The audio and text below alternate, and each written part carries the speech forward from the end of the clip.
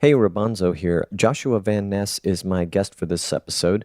We talk about playing 170 plus shows a year, why he's getting better gigs and better paying gigs, and gigs opening for some of his heroes. Let's do it. This is the Unstarving Musicians Podcast. I'm your host, Rabanzo. This podcast features conversations with me and indie music artists. Conversations intended to help other indie musicians be better at marketing, business, the creative process, and all the other things that empower us to do more of what we love. Make music. Welcome to another episode, and thank you for tuning in. It is a pleasure to be in your earbuds today. Joshua Van Ness is a gigging musician.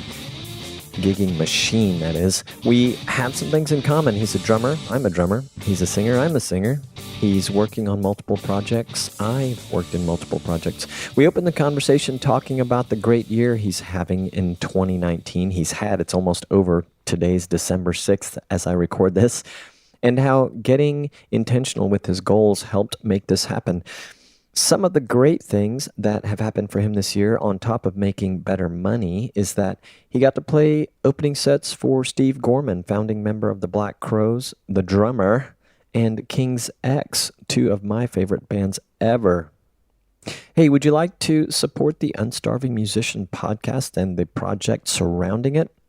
You can do so by subscribing to this podcast wherever the heck you listen to podcasts. It helps other people find the podcast. So yeah, click the little subscribe button. You can also help by joining the Unstarving Musician community. And in return, I will help you, especially if you're an indie musician. I share with members of the community the expertise of the hundreds of musicians that I have spoken with as part of this podcast and part of the Unstarving Musician's Guide to Getting Paid Gigs. And a little bit of my own experience sprinkled in there. Plus, you find out about upcoming episodes of the podcast. And yeah, just looking to make your musician journey a little easier. You can join by going to unstarvingmusician.com. It's free. All you got to do is put in your little email address right there. You'll get an occasional email from me, not too many, nothing spammy, and you can unsubscribe at any time. It's free and it's value-packed for you. Another way you can support is to pick up a copy of the Unstarving Musician's Guide to Getting Paid Gigs, How to Get Booked and Paid What You're Worth over and over again, written by yours truly. You can get it on Amazon and other fine ebook retailers on the interwebs. Joshua and I talk about how endorsements have played into the growth of his career, also about leveling up, social media, print media marketing, something I feel is a bit of a lost art, and balancing all of this with family, a day job, and probably lots of other things we didn't even get into. It was a great conversation. I hope you enjoy it as much as I did. Here's me and Joshua Van Ness. Joshua, tell me about the great year you have had in 2019 that you were just mentioning as we were getting ready to start recording. Yeah, man. Thank you. Yeah. So it's, first of all, it's been a busy year. I've worked more than I've ever worked this year. Probably going to end up between about 170 and 180 shows between singing, playing guitar, and playing drums. I mean, that's the first thing. I just feel fortunate that I'm able to get this much work at this point, and that the work keeps getting better and the money is getting better, and had some really, higher profile gigs this year. I just opened up for one of my heroes, a band called Trigger Hippie, which features Steve Gorman. Steve Gorman was a founding member of the Black Crowes, and had a huge impact on my life as a musician and a drummer. That was really awesome. Got to hang out with them a little bit.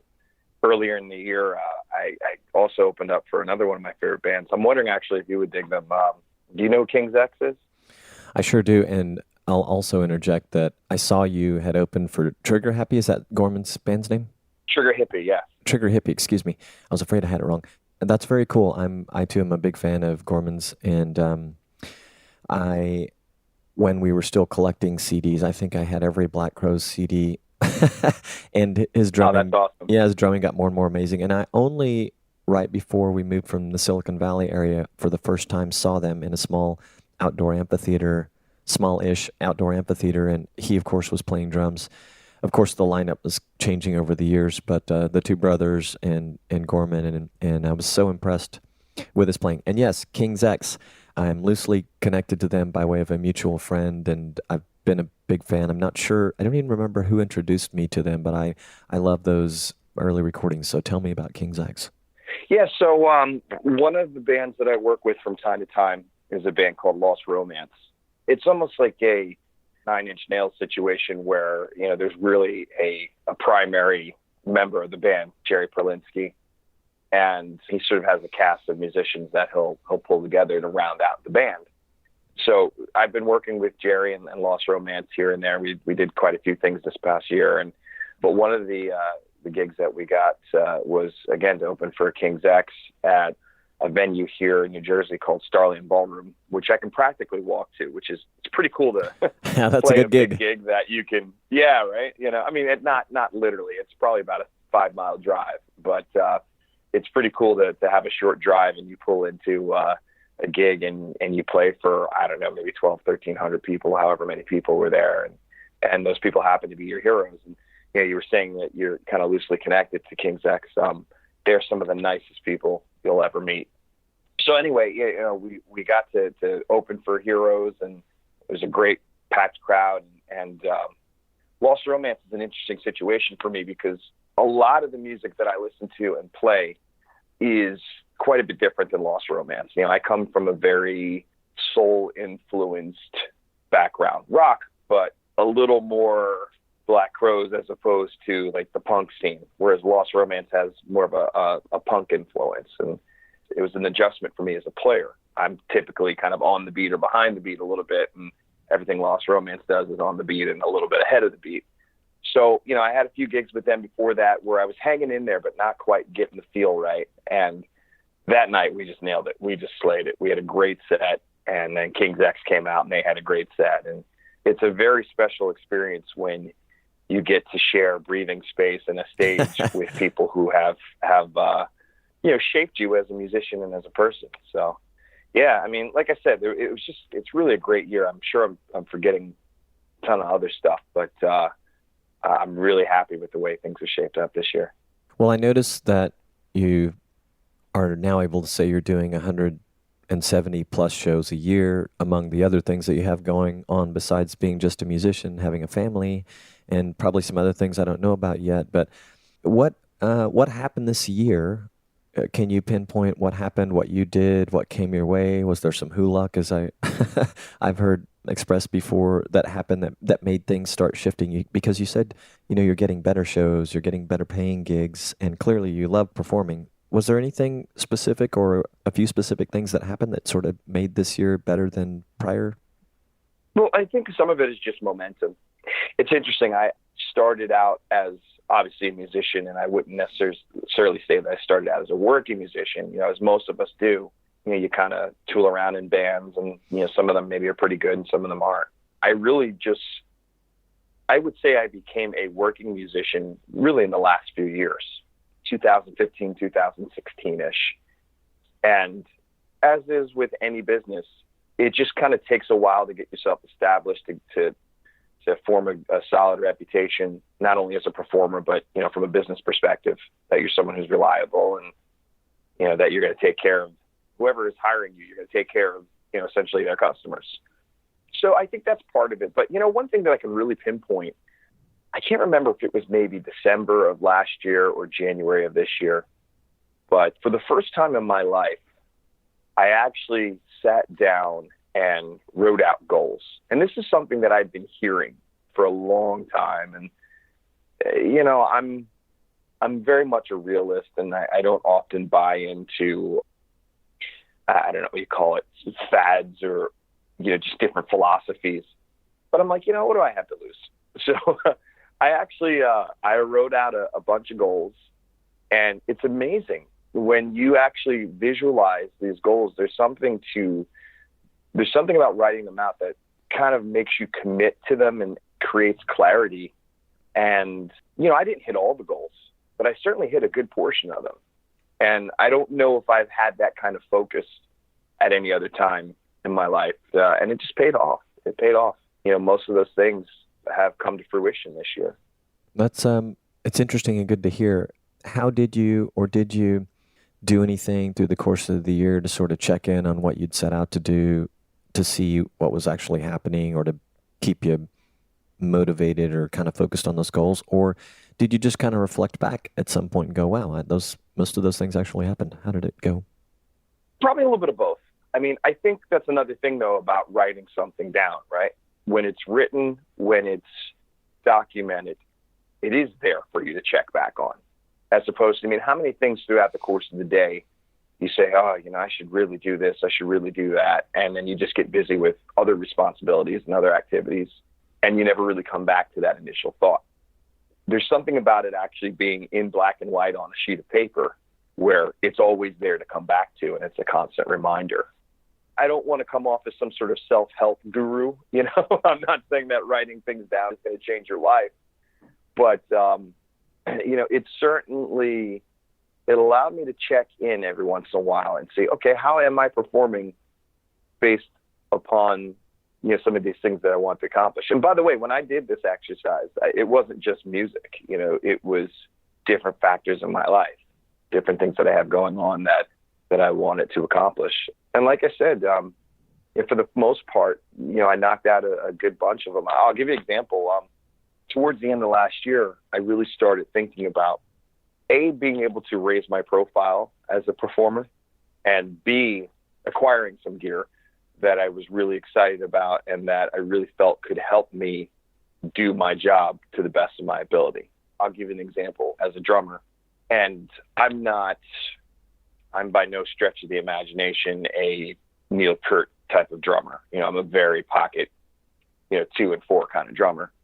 So I really wanted to focus in on tonal quality of my playing, like most drummers do. A lot of working drummers. I had or at least a few snare drums lying around, and none of them were quite doing it for me. So one of the things I wanted to do was partner with a drum company that could, make an instrument that I felt comfortable with, that was versatile, that I could really get behind as a company, and really create a partnership. That was one of the goals I had, secure an endorsement. And, as I sit here now, the goal was to get one. I've officially secured 2 this year. And there's a third one that, the handshake is in place. We just haven't made an announcement on yet. So it's just a lot of things like that happened for me this year, where once I committed to the concept and once I put the energy into making it happen, perhaps it was a little easier than I even thought it would be. Yeah, that's intention, huh? And congratulations on the endorsements. And may I ask who your drum company is that you partnered with? Yeah, I should have said that as a partner. I'm here for you. Yeah, it's thanks, man. It's a company called 7 Drums. Okay. It's interesting. So when I started this process, I thought, okay, well, who would be a good company for me to partner with? Now, I'm not a household national name, so the Pearls and the Yamahas of the world probably aren't going to really care too much about me. So I figured, let me look at some of these smaller boutique companies that I can partner with and we can kind of grow together. And I jumped into the world of boutique drums, and I quickly found out that that's not really a world I want to live in, because, they make great products and there's great craftsmanship, but you're talking about $5,000 drums. A, I can't afford that. And B, I don't want to endorse something that the average man, the average player can't go out and get. Most people I know can't go out and buy a $5,000 drum kit. So in doing some research, I met the folks at 7. I wouldn't call them a boutique company. I would call them a custom drum company. And they are incredibly artist-friendly, incredibly player-friendly. We talked for about at least 6-7 months before we made any agreement, and just kind of got to know each other and kind of got the feel for what we're both trying to accomplish. And long story short, they ended up making me a custom snare drum that I play exclusively now. And not just because I've got this agreement, but because it's a great instrument. I play a lot of different styles of music, and instead of having to bring 4 or 5 snare drums with me, I bring this drum with me, and it does everything I need it to do. So definitely look them up. 7 Drums, 7 custom drums out of Texas. Yeah, Ricky and Dave, they're great folks, and they'll certainly take care of you. My home state of Texas. Yeah, they make some beautiful gear. I'm looking at some right now. Where in Texas are they located off the top of your head, if you know? The Houston area. Okay. It's David Avila? Is that right? Correct. Yeah. For some reason, Correct. he seems familiar to me, and it may just be because he's in the drum business, but I'm like, wow, do I know this guy? But anyway, they make some beautiful gear. Congratulations. Yeah, they really are. They're great folks. It's pretty cool when you can call a instrument manufacturer and talk to the owner. You know, a lot of companies, even some of these boutique companies, really aren't like that. So the fact that they didn't want to just take my money and I didn't want to just throw a logo on my website. We actually took some time to get to know each other and see what our goals were, and it worked out. So yeah, I'm very excited about it. Yeah, and that whole making custom drums is not easy from what I hear. So, No, it's not. It's interesting because I love their instruments so much. I want to see them everywhere. I would stand my instrument up against any of the major brands that I've ever seen. And so it's funny, as a fan of the company, I want to see them in your Guitar Centers or wherever. But it's really a different business model. It's a different structure, and it's got its own set of challenges. But they're doing a great job over there. switching gears a little bit, you have a busy calendar for the next quarter and probably beyond. And I wanted to ask you, I mean, I've spoken, and maybe it's why kind of why we got connected, but I've spoken recently with artists who are gigging quite a bit, performing quite a bit. And I've spoken to several who they don't perform out as much. They're kind of focused on recording and performing occasionally. But why do you perform so much, or what drives you to do it? Okay. Well, first of all, what drives me to do it is just that I love it. And there were times in my life where perhaps I wasn't being true to myself. And I thought that, maybe this isn't what I should be doing. And I think I had a different definition of what success was. I definitely had a different definition of what success was when I was a lot younger. Now I'm in this place where just the fact that I'm able to do it at the level that I'm doing it is success. I'm starting to turn that corner where I'd always been the youngest guy in the room, and I'm not anymore. And it's funny, when you get to this age, you start seeing people, just kind of drop out. And I've realized that I'm not going to drop out. This is what I was meant to be doing, and this is certainly what makes me happy. So there's that. There's certainly that aspect of it. That's what drives me, and that's what gets me through some of the times that maybe aren't as great. And as I'm sure you know, it's not always very glamorous. This is true. Yeah, that's what gets me through those times. And then the other aspect of it is just that, and look, I'm going to get very real here. I went through a divorce, and divorces are not cheap. And, my ex and I, perhaps weren't very fiscally responsible even when we were married. So, it's interesting. I mean, I'm going to play somewhere between 170 and 180 gigs this year. I also have a day job. Most people that I know that play this much don't have day jobs.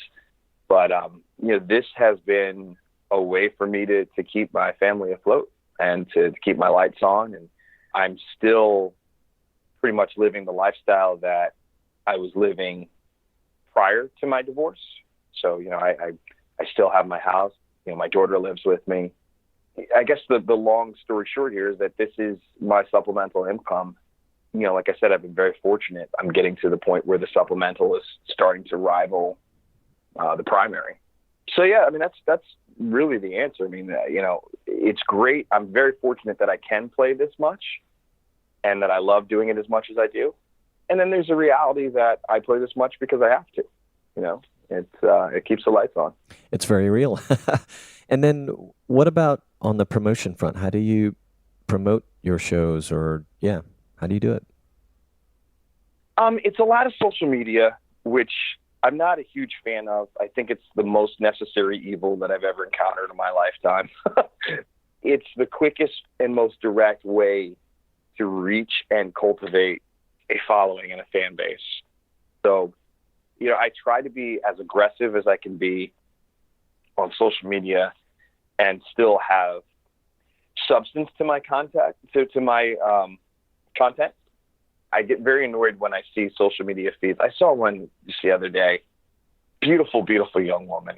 And don't get me wrong, I enjoy seeing beautiful young women, but her handle says XYZ name, singer-songwriter. And it looked more like it was a page for a model. It was just a bunch of duck lips and posing and stuff like that. I try to not do that. Well, first of all, I wouldn't be nearly as successful because I'm not a beautiful young woman.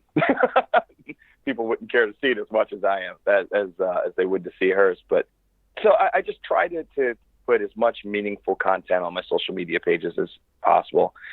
And I'm still a little old school. I like printing out posters and, bringing them to the venue. And venues tend to love that. They love to see that you're actually promoting your appearance there. I find that when you show them that you're doing a little bit of work, they tend to do a little bit of work too. And a lot of word of mouth. It's interesting. So in my day job, I'm a sales rep, and it seems like such a simple concept, but sometimes the best thing you could do is just tell people what you do. If they don't know what you do, they can't take interest, right? So, sometimes just talking to people, hey, how you doing? What do you do? Yeah, I'm a musician. I'm working here. I'm working there, and just having those conversations. It's not an avalanche, it's not like I get thousands of people every night, but, you sort of build your following one person at a time. Now I'm at a point where, I'll announce shows and people show up. And sometimes it's people that, you haven't seen in a long time or that you might not expect to see, but just kind of talking about it, using social media, doing the old school legwork where you're, handing out flyers or putting up posters, that all sort of adds up to an audience. I love that you mentioned the poster thing, and I guess it's probably not lost on people who are doing what you're doing, but I, for a while, felt, and maybe it is a kind of a lost art form, but you're right. Venues really love that, and you probably get more mileage as a musician or band person who walks into a venue with a poster than the actual poster itself provides. But there's it sort of indicates partnership, or I'm in this with you, and it's true. Absolutely. Yeah, and I've seen the same. They're like, oh, we want to help this artist because they're helping us promote the show. They're serious, and yeah, glad you talked about it. And yeah, social's kind of a grind. Do you feel, as someone who spends the time that you do on social media, do you feel like you've kind of got it? You've got a good system, or you're pretty organized, or you're leveraging some of the tools out there to help you optimize your efforts there? Or yeah, just how does that feel from your looking out that you're doing there? I guess my answer would be a yes and a no. It's a yes from the standpoint that, when I look at and I have to, the other reason I call social media a necessary evil is that I'm a little addicted. I'm on my phone a lot more than I'd care to admit. I guess the yes part of the answer is that, again, I've been able to put out content that I'm comfortable with, I think represents me and my business as a musician the way that I want it represented. I want people to see my social media feed, and I want them to see that I am working. I want them to see that I'm constantly either doing a gig or, in a studio session or record or whatever it may be, whatever the activity is. I like that people see that I'm active. I hope that when people look at my social media feed, they see that I have a ton of fun. And I think the people that, choose to spend their time with me when I'm performing have a lot of fun too. So I think I'm doing those things well. What gets weird about social media sometimes is that you feel as if you post something and it doesn't get, hundreds of likes. Maybe I did something wrong, or maybe there's this weird sense of validation that it's conditioned us to seek. And I hate that part of it. I try to ignore that part of it. But on the other hand, you kind of have to pay attention to it, right? Because if people aren't interacting with you, if people aren't taking notice of what you're posting, well, then you're pretty much talking to yourself. So I think as I move forward, I want to look at different ways to be more creative and get a little bit more interaction out of my social media. It's funny. I have a lot of people who, when I see them in person or when I go out to perform, they come up to me and they say, "Oh, I saw this on your Instagram, or I saw this on your Facebook. I saw you were working with that person, saw you were playing here, playing there, whatever."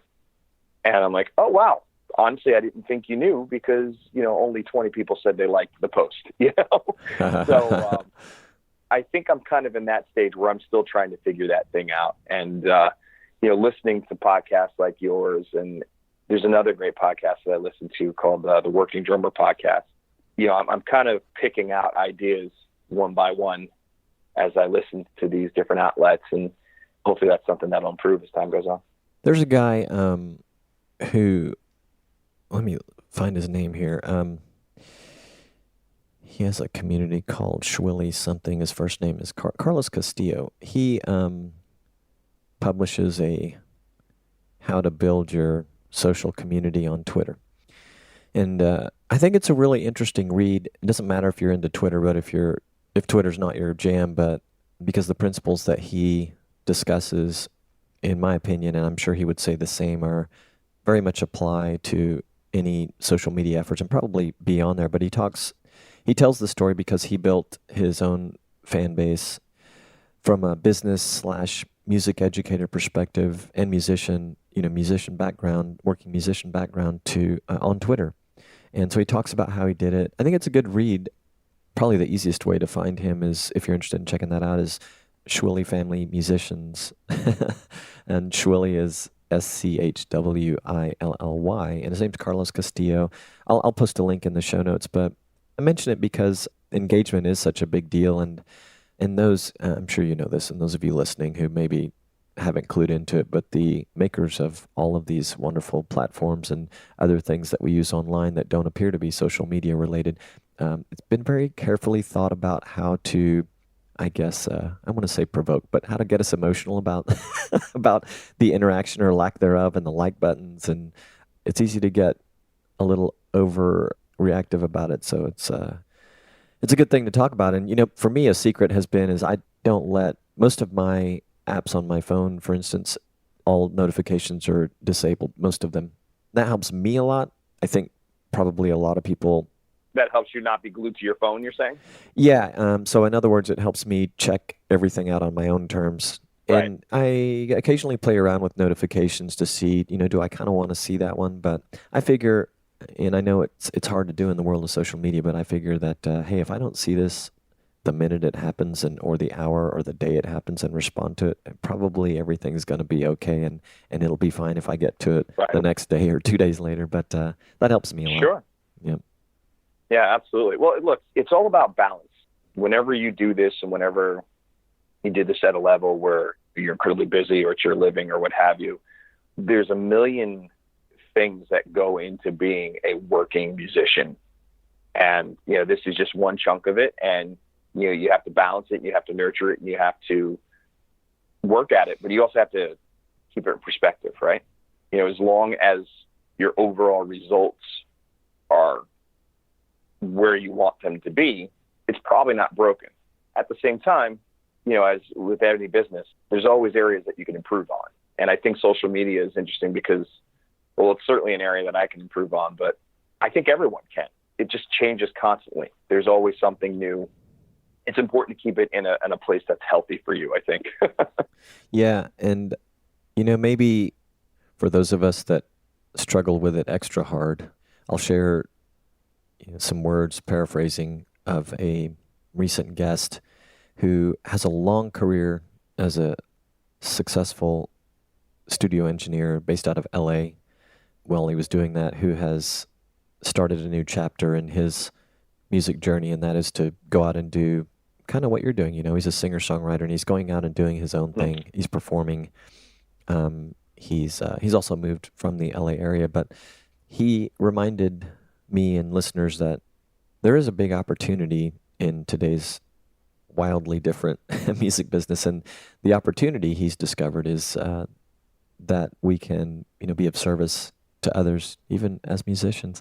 And social media is a big part of that, and he just said, frankly, what that opportunity has given him a chance to connect with people all over the world that would have never otherwise known about him. Absolutely.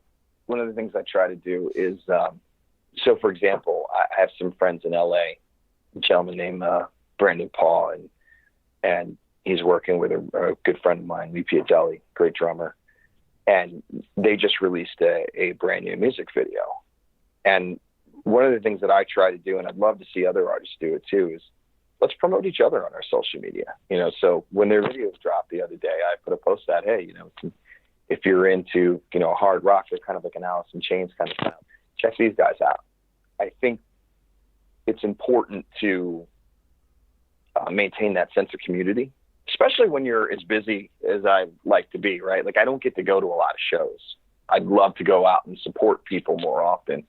And that's something that I'm actually going to try to do more in the new year. But the truth of the matter is when you're playing 170 something times and you've got a job and you've got a kid, I just don't get to see a lot of bands. So that's one way that I want to use social media to, just kind of help spread the word. I mean, I think it's fun to do because, I'm not going to do it if the music sucks. I only do it when I'm excited about that music, right? Sure. And, B, hopefully there'll be a little touch of karma that comes back and people will remember that I spread that word. And when I've got something cool going on, they'll do the same. Yeah, yeah. So you strike me as someone who I'm just now realizing is it's a similar path to one that I have pursued in past years, a little bit less so today, but it looks like you're involved in multiple projects. So not always 100% focused on just something that you're producing that is your own. And this may be a product of you being a drummer first, I guess, as maybe your first instrument. But can you talk a little bit about how diversity in the projects that you work on has helped or been part of, whether it's helped or not, has been part of the where your career is at today? Sure. Well, first of all, I guess in simple terms, in simple mathematic terms, right? It keeps me busy, right? And I want to be working as much as I can. So the fact that I'm able to have a few different things on the front burners and a couple things on the back burners at all time is important to me. And it's interesting. One of the things that I've learned about the music business in the last few years is that, again, success can be defined a lot of different ways, right? So, for example, when I was a teenager, I really thought that if you didn't live on a tour bus 3 or 4 months out of the year and you weren't playing to 2,000 people a night, I kind of thought you were a failure. I kind of thought you were a loser. And now as I've gotten older, I've come to realize that that's very far from the truth. And a lot of the people that I started working with and around, I noticed that, first of all, a lot of those people don't have day jobs. They are feeding themselves as musicians. That, to me, I now define as success, right? But being around those people made me see that they all had a lot of things going on. They were working, they were gigging, 3 to 5 times a week. They were doing studio sessions, they were teaching, and all these different sources of all these different activities sort of added up to an income. So I think that's certainly part of my strategy. I want to make sure that, as we all know, as all working musicians know, a gig can end at any time. If you're not the person, if you're not the front person, if you're working in someone else's band, bands break up. People decide that they want to start families or they want to take time off. And like I said, these situations just end. So I think part of it for me is just making sure that if one situation ends, that all of a sudden I'm just not sitting at home, making sure that there's something else to kind of keep me moving, and then I'll find something else to kind of fill in the schedule. So that's part of it. And then there's another part of it that, so for example, one of the projects that I spend a lot of time with is a band called The Wag. They've been a band for 21 years. I've been playing with them for, I think, 4 years now. Beautiful people. We really become a family, and I just love these guys. It's funny. I don't think I ever really joined their band. I just never stopped playing with them.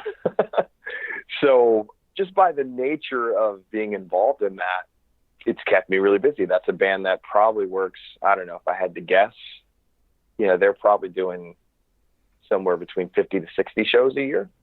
That's a big chunk of my schedule. And it's primarily an original band. I guess what I'm getting at is that, a lot of us working musicians know that it's really hard to make decent money as an original band. The WAG is better at it than most bands that I've encountered, most original bands that I've encountered. And we're certainly getting better at it. But there's a certain amount of compensation that I have to make up for because I know that I'm going to be working with the WAG 50, 60 times a year.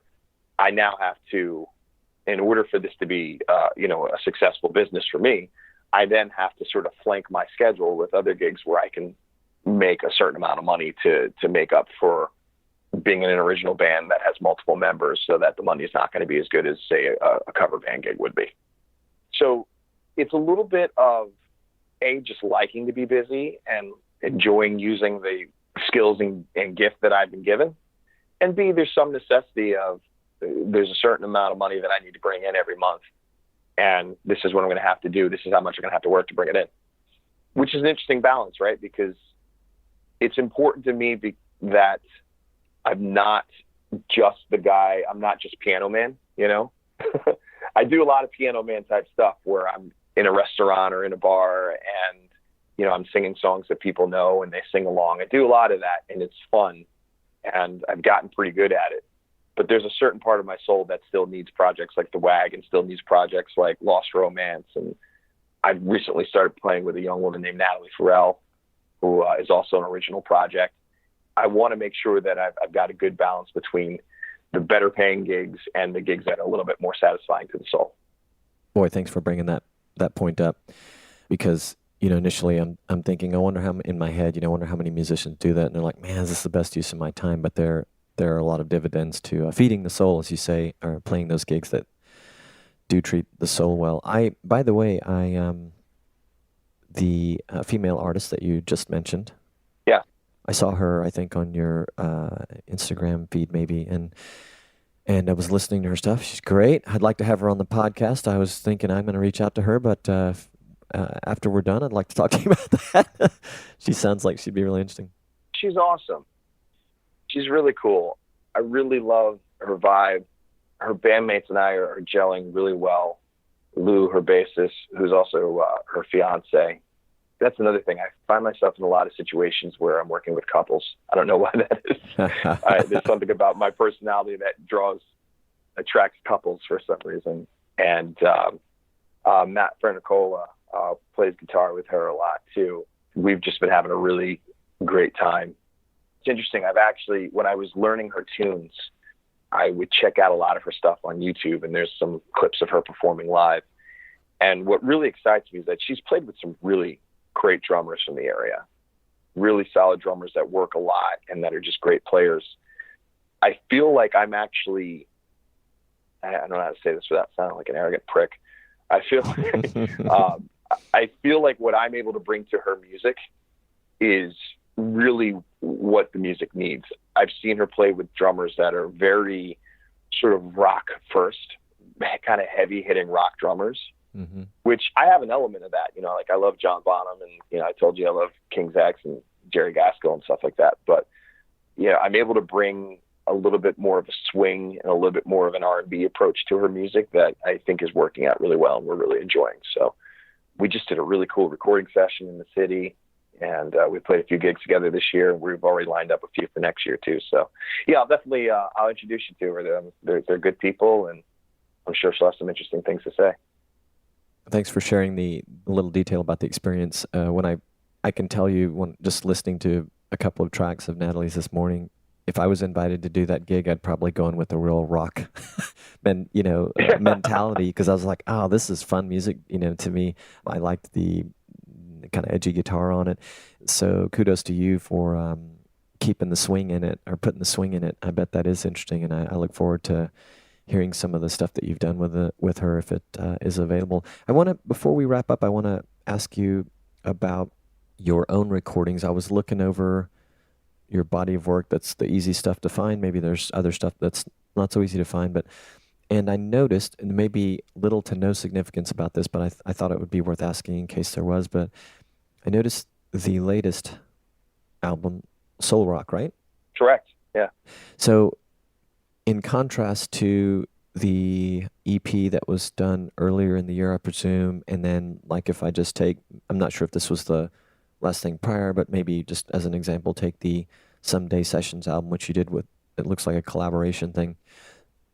Those three things are all on Spotify and other platforms, and I did not see Soul Rock on Spotify. I see it on CD Baby and iTunes, and I could have missed it, but I was just kind of wondering, is there any reason for that, or is it just one of those things, it hasn't gotten there yet?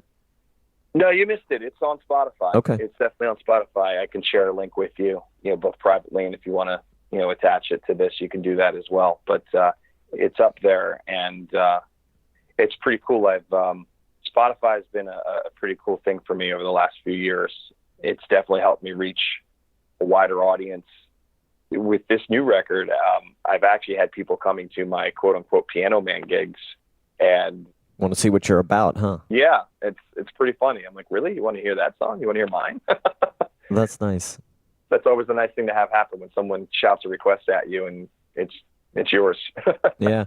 Well, the question feels like it was a little bit of a bust, but I knew as I was asking, because it's happened before where I think I see everything that an artist has on Spotify and somehow I'll miss something like, yes, that album is there. So I just was kind of curious if there was any reason behind it, if you were taking any bit of new strategy there. But cool. I'm sure if I look again, I'm going to see it like, yep, there it is, just like you said. So, but yeah, that's really cool that your audiences are kind of crossing over from people who've heard your original release to, just some of your piano man gigs, as you call them, and just wanting to see what you're about. And are you able, at those type of gigs, or in the instances where that's happened, are you able to oblige and pull off one of your new tunes from Soul Rock? I definitely do. Again, just sort of a byproduct of the momentum that's been building for me and the good fortune that I've had recently.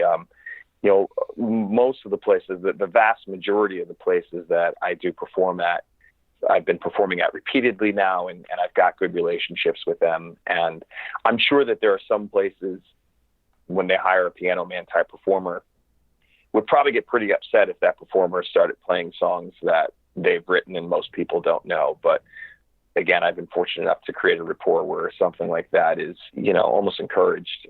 And obviously you have to be smart about it, right? I mean, if I sat there and played the whole album, I'd probably, lose some folks. But throwing in a few songs a night, maybe a song a set, has worked really well. Cool. And it sounds like the momentum you've mentioned a couple of times has actually worked its way into your progression as a musician, as a songwriter, because when I sample a few of your things, Soul Rock definitely sounds like, I don't know if maybe you're maturing as an artist, or you're evolving in a very positive direction. Okay, one more question. Thank you. Yeah. One more question. What are you looking most forward to in the new year as it relates to your music journey? It's a great question, and this is kind of a full circle thing, right? Because it's time for me to start writing my goals down, I guess. I think there's a few things that. Well, first of all, I just want to keep playing. I'm very happy that, again, I'm able to work as much as I am, and I feel as if I'm getting better, and that's exciting. I guess if it felt like I wasn't getting better, it would probably get boring, but I feel like I'm figuring this game out a little bit more every day. So, I just want to sort of keep moving in that direction. And in terms of goals, I'm really starting to obsess about studio work, and I'm beginning to appreciate the process of making records a lot more than I did in my younger years. So hopefully there's, that's certainly something that I'm pushing toward, and to get more of that on the docket for next year. and just kind of keep, I mentioned in another podcast earlier, one of the phrases that they use a lot is leveling up.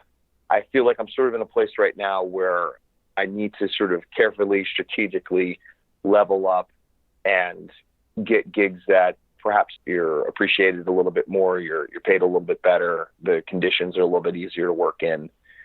And by the way, when I say all of that, all the places that I've worked at have been really great. So it's not like I'm not sweating it out for $20 a night by any stretch of the imagination. But, when you have a family, there are certain things that are important, right? Money is obviously very important, and your time is probably more important. So I guess what I'm trying to say is just kind of continuing to figure out this whole balancing act so that the work that I'm getting is easily justifiable to me in terms of maybe being away from my kid and making sure that that's quote unquote worth it. So yeah. I know that was a long rambling answer, but those are the kind of things that are on my mind, just getting the kind of work that I want to get and maybe figuring out the schedule so that perhaps there's a little less quantity and maximum quality. That's a good goal, man. It's a great answer, and I think you're destined for another big year. So for those of you listening, joshuavanness.com is a place where you can find out about all the things he's doing. It'll lead you to his music and his socials, but you can also just jump right into his social world. It's at Joshua Van Ness Music, and all this stuff will be on unstarvingmusician.com in the show notes or wherever you get your favorite podcasts. Joshua, thank you for spending what I assume is your morning also. We're in the same time zone, right? Kind of Eastern? Yes, we are. Yeah. Thanks for spending your morning with me, and let's stay in touch. I will definitely be touching base with you soon as the episode gets close to publishing, but I hope we do stay in touch. Yeah, I hope so as well. And just before we sign off, I just want to say I really love what you're doing, and it's really a helpful resource to folks like myself, and I'm really honored to be a part of it today. So thanks for having me. Yeah, thank you. That means a lot. I appreciate it. Hey, thanks again for listening. If you are loving the podcast, please visit unstarvingmusician.com/crowd sponsor to learn about the various ways that you can offer your support. And again, if you're a listener, I consider you a supporter, especially if you shared it with a friend. Thank you. Have you heard of Bandzoogle? Yep, they're powering websites for musicians all over the world. Their easy system will get you online fast. They have tons of mobile-friendly templates to help you custom design your site and content. It's built for musicians by musicians. They make it easy to sell merch, grow your email list, integrate your socials, and they offer support from a musician-friendly team 7 days a week. Plans are affordable. Go to bandzoogle.com to start a free trial, and be sure to use the promo code Robonzo to get 15% off your first year. That's bandzoogle.com, promo code Robonzo, ROBONZO. Look for show notes and links to most everything mentioned in this episode at unstarvingmusician.com/podcast. Thanks so much for listening. With a whole lot of gratitude, peace, love, and more cowbell.